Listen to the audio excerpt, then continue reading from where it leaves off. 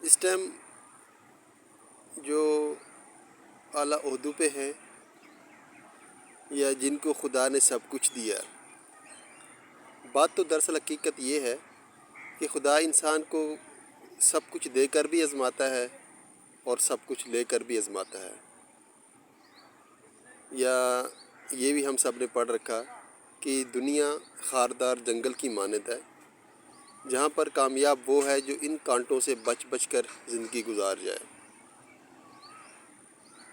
بچ بچ کے مطلب ایک دوسرے کے حقوق ادا کر کے، برے لوگوں سے بچ کے، برے لوگوں کے لت میں آ کر خود کو بگاڑنے سے بچ کے۔ تو یہاں پر جو امیر ہیں یا یہاں پر جو اعلیٰ عہدوں پہ ہیں وہ زندگی جی رہے۔ ہو سکتا ہے خدا کی لاٹھی ان کے گھروں میں بج رہی ہو، کیونکہ اللہ پاک کسی کو اولاد کمزور دے دیتے، کسی کی والدہ بیمار، کسی کی بہن بیمار، کسی کو اچانک فوتگی کسی کے گھر میں، یا خود کی جان میں جان نہ ہو، یا خود پریشان ہوں پر محسوس نہ کرا رہے ہوں، کیونکہ خدا کی لاٹھی تو ہر بندے پہ بجتی ہے۔ جو انسان جو کچھ کر رہا اس کے ساتھ اس طرح کا اللہ پاک کی لاٹھی بجتی۔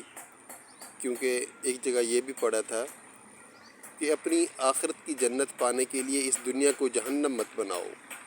تو جو لوگ پاک کو جہنم بنا رہے،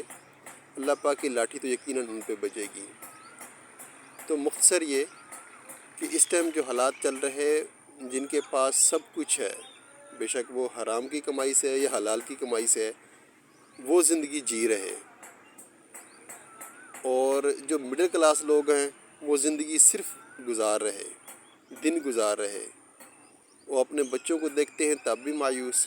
اپنے بچوں کو دیکھیں، چھوٹوں کو دیکھیں، فیملی کو دیکھیں، ہر طرف سے ان کو یہی لگتا ہے کہ بس اللہ پاک آج کا دن بھی گزر جائے۔ تو ایسی جگہ پر کس طرح سکون ہوگا، جہاں پر امیر کا جینے کا طریقہ اپنا، غریب کا بے بس رہنا کا طریقہ اپنا، یہاں پر بھائی چارہ تو نہ ہوا۔ لہٰذا ہم سب کو سوچ بچار کرنا چاہیے، بلکہ سوچ بچار ان کو کرنا چاہیے جو اس چیز کی تنخواہ لے رہے، جو اس چیز کا حق دیں گے قیامت کے دن یا دنیا میں بھی، کہ ہم نے ٹیکس سے لے کر یہی تنخواہ لی تھی کہ ایک دوسرے کو کس طرح بھائی چارے کی طرف لے کے آئیں گے، کس طرح کامیابی سمیٹنے کے۔ اگر میں خود